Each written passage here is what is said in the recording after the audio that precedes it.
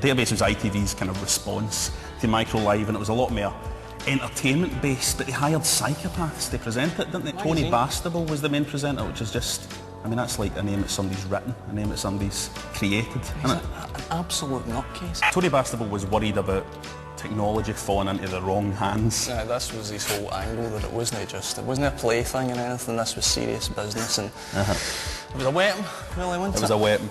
So for £2, I have bought the central processing chip off the shelf for the Sinclair computer. For all this nice lady and gentleman know, I could be a Russian spy exporting that bit of hardware to do something devious with it. Something interesting about Database is they would broadcast software at the end of the show. So instead of like end credit music, they would broadcast software. So it would be like the audio beep beep stuff that Spectrum's used. Now start your recorders for the software transmission, and until next week, goodbye.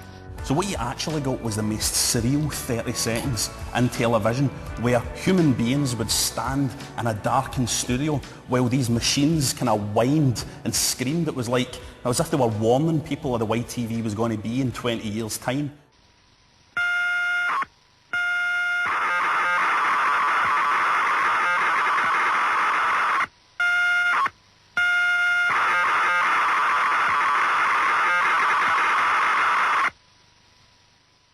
Now here's a cartoon from internet animator David Firth of fatpie.com. Welcome back. Our 6 shit guests have pre-written jokes, so the real skill here is who can read them out the best. That's a good link for my Linford Christie joke. Choice time. Should our panellists tell a tedious, drawn-out story about a misunderstanding between 2 celebrities? Press the turquoise button for that. Or should he be cutting edge and tell an ironically racist joke that's not really racist, but still manages to offend a few people? Has anyone pressed any of those blasted buttons yet? No, because there's a video on the internet of a man and he's talking about his knees. Everyone seems to be watching that. Realism, that's what people want. Unedited videos, people talking slowly, lip-syncing to pop songs. Alright chaps, carry on exactly what you're doing, but it's going out live now, it's not edited. John Bon Jovi was in the news this week. Quippity quip quip cue card quip. Yeah, it's fucking funny, isn't it? Oh, you, greasy hair, tell a Bon Jovi joke. But I haven't prepared. Oh, fuck's sake. Oh, Bob, go on internet, get him a Bon Jovi joke. They should call him Gone Bon Jovi now. Ha ha. Come on everybody, start laughing! We won't laugh at that, producer. Well, I'll just do several laughs and then my editors can cut them all together and it'll sound like a whole audience. But I thought this was going out unedited. Oh, bollocks, who cares? No one's watching. Like any form of mass entertainment, TV is ultimately all about getting bums on seats. But whose bums? And where are the seats? Basically what I'm asking is, what are ratings and how do they work? Ratings information in the UK is compiled by the Broadcasters Audience Research Board, BARB for short. Now, being a shambolic, unprofessional sort of programme, we haven't shot an interview with a BARB spokesman. But if we had, it might have looked something like this. How are television ratings measured in the UK? Well, BARB has this panel of households, each of which has this little box that keeps a record of what shows they're watching. Who chooses them? BARB does a big survey into the makeup of about 52,000 households, then selects volunteers. You say volunteers? Yeah, you can't force people to have the box. It's not a police state. Ah, so surely there's some kind of sample bias there. I mean, after all, the sort of person who doesn't want a box in their home, keeping tabs of everything they're watching, or simply couldn't be bothered, isn't going to be reflected in the ratings. Well, yes, but it's still as representative as it can be. How can they tell how many people in each household are actually there watching the telly? They've also got a little remote unit, and whenever someone comes in the room, they press a button to register their presence. Right. Each person represents about 4,500 viewers. So if one of them nips out of the room for a piss, then as far as BARB are concerned... 4,500 people took a piss at the same time. Anyway, people nipping out for a piss notwithstanding, lots of other things can affect the ratings. Let's ask a shadowy TV insider. Hello, Shadowy. That's Mr. TV Insider to you. Apart from the quality of a show, what else can affect the ratings? The title for one thing, right? If you're looking for a quick ratings boost, the lurid title's going to stand out in the listings. Sad, but it works. It's a sort of cheap publicity, and publicity is the main one for ratings, really. It's good for me to try new things, you know, spread my wings. Take something like Ugly Betty, yeah? Heavy rotation of slick trailers highlighting what a life-affirming ugly duckling chuckle-fest it was going to be. Posters all over the shop, ads in all the magazines. You couldn't miss the bloody thing. Right. Did you watch it? No, it was a Friday, I was out. Oh, well, there you go. The slot's the next important thing, right? Take something like Nevermind the Buzzcocks, yeah, the cynical knockabout music quiz. That used to go out on a Monday, did all right. Then they moved it to Thursday and boom, 4 million viewers, ratings gold.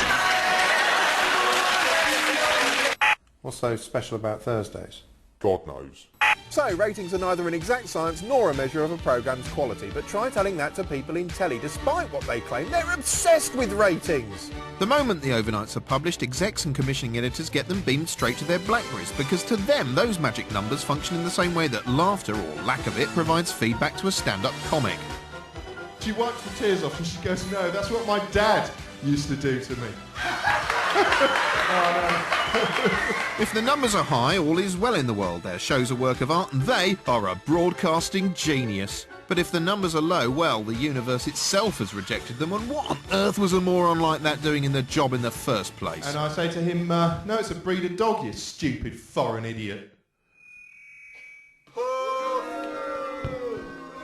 Yeah, all right. You're shit! As a result, ratings failure becomes so ghastly, commissioning editors will do anything to avoid it. And before long, an insidious kind of self-censorship starts to creep in. After all, they reason, if a show about dogs goes down badly, well, maybe the audience just doesn't get dogs. This is a gross black and white simplification, of course, and there's lots of shades of grey in between, but at the end of the day, it's fair to say that TV is little more than a depressing scramble for numbers in a pit full of grime. Now here's titted geek Gia Milinovich looking at sort of video blog things. I don't know what they are. Around 2003 is when video on the web really started to get going. Dave Frank has been online for years, and he's a performance artist and a digital artist and has been doing quite amazing things online. In March 2006 he started a daily video blog. The theme in 2 years is going to be cute pictures of puppies. He's using his video blog to kind of engage in a conversation with the visitors to his website. The thing that I love about Dave Frank is that he's actually funny in a way that very few Americans are. Some people say to me, they say, Zay, you're doing all this stuff, this internet stuff, and you're not making any money. Why? And I say, Mom, Dad? Rocket Boom is a daily geek news online program which is hugely, hugely popular. I'm Amanda Congdon and I love hell. Luckily, today's episode is from hell, so we're all good. Time out. I think it's shit. You can sit in front of your webcam and directly record onto YouTube your own video blog. And this ease of use on YouTube has caused this huge influx of what are called cam horrors. Two of the more kind of popular cam horrors are Emelina, and there's another one, and I'm sure her mother is just so glad that she chose this username. Her name is Filthy Whore. And really they talk about absolutely bloody nothing. The actual reason for me making these videos is just, I think it stems from my passion of documenting things. I just love it. I have little drawings that I've done and stories that I've wrote, and Brookers is the hugest success of YouTube.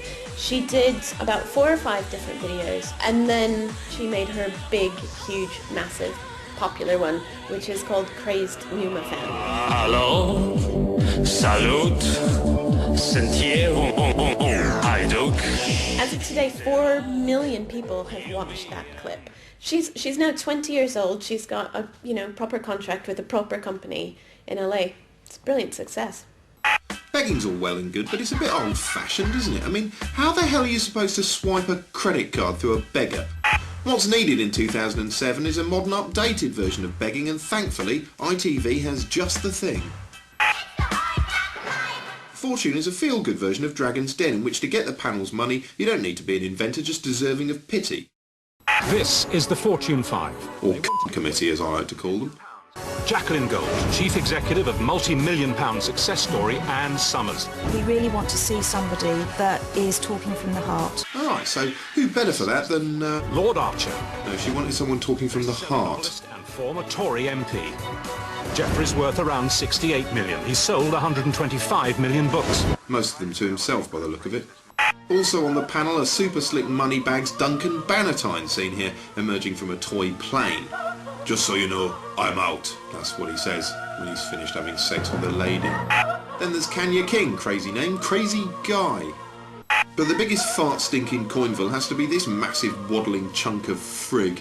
Simon Jordan, a massive f*** who looks like a young Gerard Depardieu with the haircut of a 9-year-old girl. He's the resident meanie, which is just as well because he radiates unlikability like a prick. The show's hosted by Richard Madeley in full-blown, blow-dried, unbuttoned seduction mode. I like Madeley actually when he's in this sort of mood. He looks a bit like he's just poured himself a scotch and sauntered into your hotel room. Let's have another one.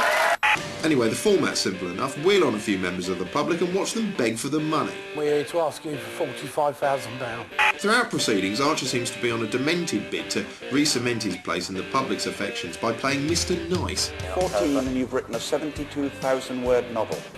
It's about a wizard with OCD, obsessive compulsive disorder, and it's a bit out of the ordinary. One should always start with an autobiography. Yeah, Jeff, but from the sounds of it, he's not writing about himself. He's completely incompetent, and as he follows his journey, he causes a lot of unrest in the society he lives in. I've seen a preview copy of that book, you know, and I don't think Jeffrey's going to like it. Basically, there are 4 types of beggar on Fortune. First up, the worthies. We teach people to cycle, and we're going to take part in the Special Olympics. I'm a yes. Okay, well, it's a yes from me as well then. We've done it! The worthier the cause, the bigger the applause. Actually, that should be the show's catchphrase. I think the worthies are Lord Archer's particular favourites because it gives him a chance to get all inspirational and deliver an earnest little speech with his face all screwed up like that, like he really means it.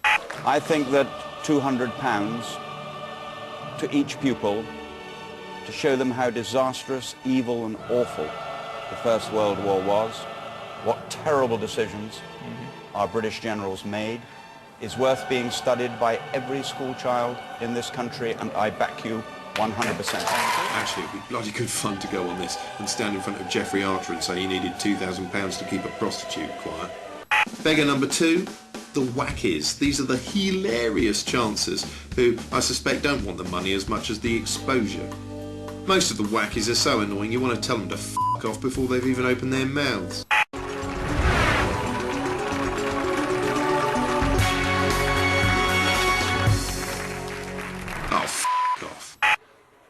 Be bucking. Fuck off. Oh, fuck off. My name is Nicholas. Fuck off. Oh, fuck off. Fuck you. Fuck off, come back, and then fuck off again. Type number 3, the weepies. People with an authentic sob story. Finally, type number 4, wizened cadavers. These are the old codgers whose job is to stagger on stage to be roundly patronised for several minutes by the panel and audience alike. One day ITV are going to put out a show that consists of nothing but old people walking onto a stage to be patronised by a panel for a full hour, and viewers at home will have a red button they can press to lean through the screen and pat them on their little heads like pets. Ooh, goo, goo, goo. And she fits nicely into a pocket, doesn't she? She does. Anyway, it's tasteless viewing, but I suppose at least at the end of the day there's a few underprivileged kids and scout huts that are actually benefiting from it, which is more than you can say for most TV shows, especially this one. You're not getting a penny out of us, you f***ing hand-me-out begging bowl On next week's show, Presenter School. Hello, I'm Kelly and you're watching Culture Bench. Coming up on tonight's show, is there much point to anything, and if not, what's to stop me just grabbing the nearest pencil and driving it into my brain? Plus, Sandy Toksvig shares a ski lift with Dennis Taylor, but only one can survive. And meet the man who shot Canterbury by having sex with a duck. He says the moment he hammered a stiff one through its hot yellow doors, God shook his mind by the hand. We'll be finding out if it's true. See you soon.